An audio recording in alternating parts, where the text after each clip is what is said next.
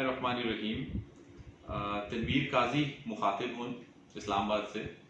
और हाल ही में मैं कोरोना वायरस का शिकार हो गया था और अल्लाह ताला का शुक्र है कि मैं रिकवर्ड हूँ और दोबारा से सेहतमंद हो चुका हूँ। अमूमन मुझे कॉल्स आती हैं मेरे दोस्त अहबाब की कि आपका कैसा एक्सपीरियंस रहा, चूँकि एक नई बीमारी है और वो इस बारे में जानना चाहते हैं।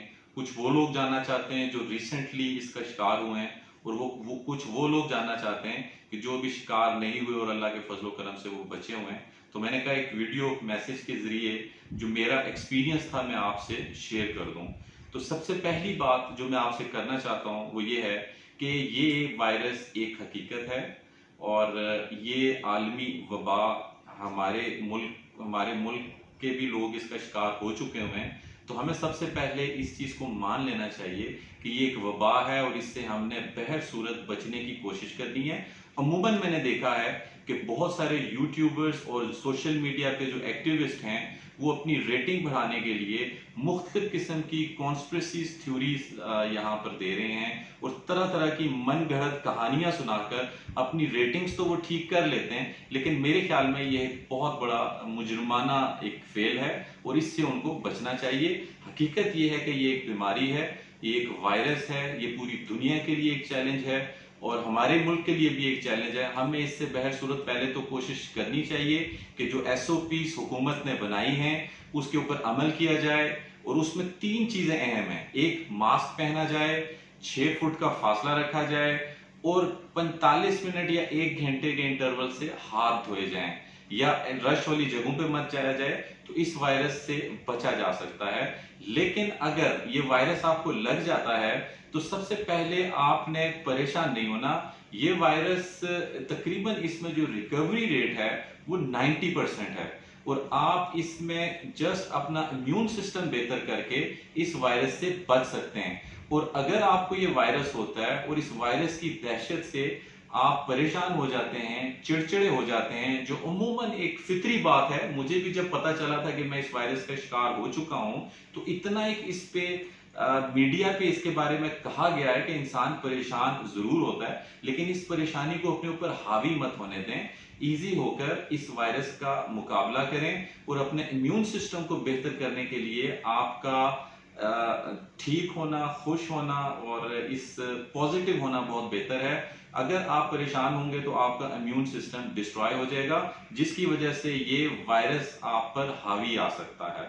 तो आपने बहरकैफ जब ये हो जाता है सबसे पहला काम ये करना है कि खुद को आइसोलेट करना है। अगर आपने इसकी अलामात देखते हैं, आपको खुश खांसी होती है, आपको टेम्परेचर होता है या आपको कुछ ऐसी चीजें जो इन अलामात में से हैं महसूस होती हैं, तो आपने खुद को आइसोलेट कर लेना है। इवन दो कि अगर आप टेस्ट नहीं भी करवा सकते तो आजकल के हालात में आपने खुद को सस्पेक्ट करके एक कमरे में अपने आप को आइसोलेट कर लेना है और 14 दिनों तक आपने बाहर नहीं निकलना और खुद से दूसरों को बचाना है।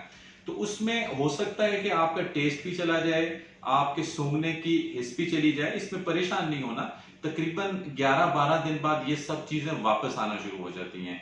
तो इसमें जस्ट अपनी खुराक आपने ठीक रखनी है, विटामिन C की मिकदार ज्यादा लेनी है और वो कोशिश करें कि जो हमारे हर्ब्स हैं उनमें से लें। फॉर एग्जांपल आजकल का जो फ्रूट है वो ज्यादा सारा खाएं और दीगर जो मतलब हमारे कलवंजी है, शहद है, कुदरती चीजों का इस्तेमाल करके हम इस वायरस से बच सकते हैं। तो मेरा आप सबको यही कहना है कि चूंकि मुझे लग ये रहा है, अमूमन मैं देख रहा हूं कि हर चौथे पांचवें बंदे की मुझे कॉल आ रही है कि जी मैं भी इस वायरस का शिकार हो चुका हूं, तो मुझे लगता है कि इससे बचना थोड़ा मुश्किल लग रहा है। लेकिन अगर हो भी जाता है, जिनको नहीं भी है वो भी इन चीजों का ख्याल करें, अपने जो खुराक का ख्याल करें। नींद आपकी जितनी ज्यादा होगी वो आपके लिए आपके इम्यून सिस्टम को बेहतर करने के लिए बेहतर होगा। तो आजकल तो वैसे ही लो क्वारंटाइन है, घरों में है, आप नींद ज्यादा से ज्यादा लें, घर के अंदर ही थोड़ी बहुत वर्जिश जरूर करें,